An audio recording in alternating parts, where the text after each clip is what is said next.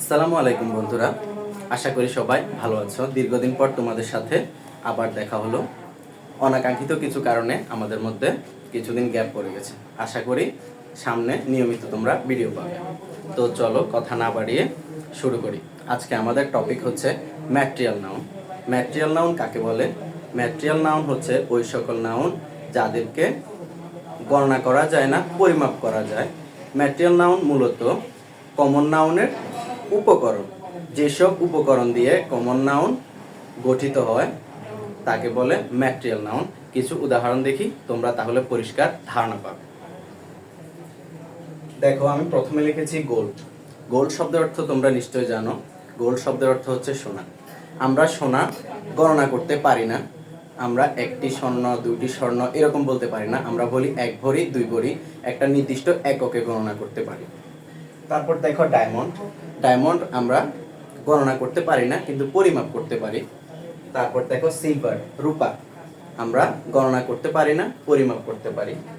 Paper, paper হচ্ছে একটি উপকরণ। তারপর দেখো ওয়াটার।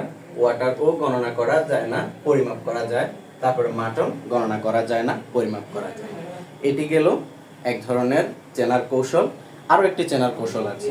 ম্যাটেরিয়াল নাউন চিনতে হলে তোমরা দেখবে যে যে সকল উপকরণ থেকে কমন নাউন সৃষ্টি হয়, যে সকল উপকরণ থেকে কমন নাউন সৃষ্টি হয় তাদেরকে ম্যাটেরিয়াল নাউন বলে।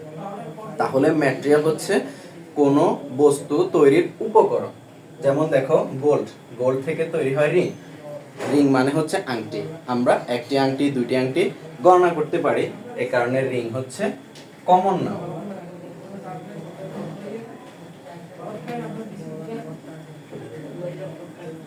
এরকম ভাবে ডায়মন্ড থেকে তৈরি হয় নেকলেস, এটি একটি গয়না, এটি একটি কমন নাউন। সিলভার থেকে ওয়াচ মানে ঘড়ি, হাত ঘড়ি যেটা তৈরি করা যায়, এটি একটি কমন নাউন। পেপার, পেপার থেকে বুক অর্থাৎ বই তৈরি হয়, খাতা তৈরি হয়, এগুলো আমরা গণনা করতে পারি, একটি শ্রেণীর মধ্যে পড়ে, তাই এগুলো হচ্ছে কমন নাউন। ওয়াটার, ওয়াটার হচ্ছে পানি। পানি দিয়ে কি হয়? রিভার, নদী হয়, পন্ড হয়, মানে সব ধরনের জলাশয়ের উপকরণ কি? ওয়াটার মানে পানি।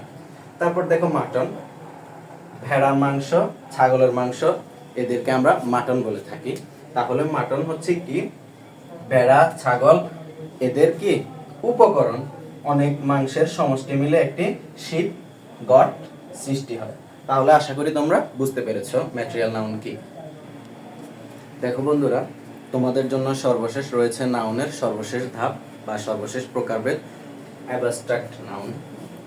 অ্যাবস্ট্রাক্ট নাউন হচ্ছে ওই সকল নাউন যে নাউন দ্বারা কোনো কাজের নাম, দোষের নাম, গুণের নাম এসবকে বোঝায়, তাকে বলে অ্যাবস্ট্রাক্ট নাউন।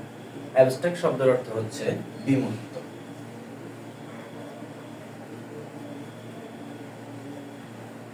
তো আমাদেরকে জানতে হবে বিমূর্ত জিনিসটা কি। বিমূর্ত জিনিস হচ্ছে ওই সকল জিনিস যেগুলোকে আমরা পঞ্চ ইন্দ্রিয়ের সাহায্যে শনাক্ত করতে পারি না। চোখ, কান, নাক, জিহ্বা, ত্বক, এই পাঁচ ইন্দ্রিয়ের মাধ্যমে শনাক্ত করা যায় না, তাকে বলে অ্যাবস্ট্রাক্ট নাউন। অ্যাবস্ট্রাক্ট নাউন শুধু অনুভব করতে হয়।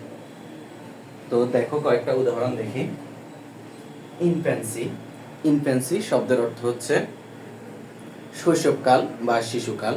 শৈশবকাল, শিশুকাল এটি একটি সময়, আমরা দেখতে পাই না, তবে অনুভব করি। একটি শিশুর জন্ম থেকে শুরু করে 2 বছর 3 বছর সময়কে আমরা শিশুকাল বলে আখ্যায়িত করি। তারপর দেখো ট্রুথ, সত্যবাদিতা। সত্যবাদিতা আমরা দেখতে পাই না, শুনতে পাই না, কিন্তু অবস্থার প্রেক্ষিতে আমরা বুঝতে পারি সত্য না মিথ্যা, এটি হচ্ছে সত্যবাদিতা। তারপর দেখো বিউটি, সৌন্দর্য।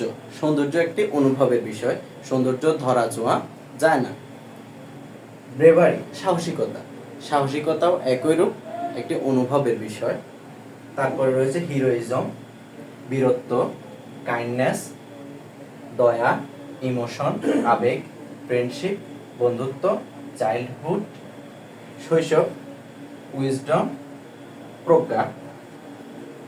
এবার বন্ধুরা তোমাদের প্রশ্ন থাকতে পারে, আমরা কিভাবে বুঝবো যে এটি অ্যাবস্ট্রাক্ট নাউন? অ্যাবস্ট্রাক্ট নাউনকে চেনার জন্য আরও একটি পদ্ধতি রয়েছে।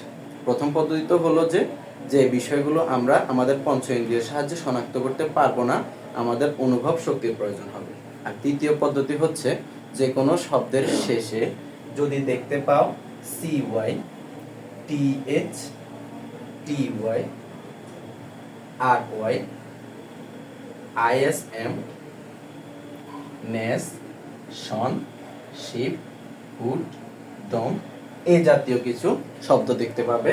যেসব শব্দের শেষে সেগুলোকে তোমরা চোখ বন্ধ করে শনাক্ত করে নিবে এটি একটি অ্যাবস্ট্রাক্ট নাউন।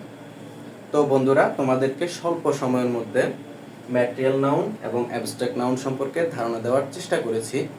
এটি একটি সংক্ষিপ্ত পদ্ধতি, খুব অল্প সময়ের মধ্যে শেখার জন্য এই পদ্ধতিটা খুবই কার্যকরী। তো তোমাদের যদি কোনো প্রশ্ন থাকে কমেন্ট বক্সে জানিয়ে দেবে এবং পরবর্তী ক্লাসের জন্য অপেক্ষা করবে। ধন্যবাদ সবাইকে।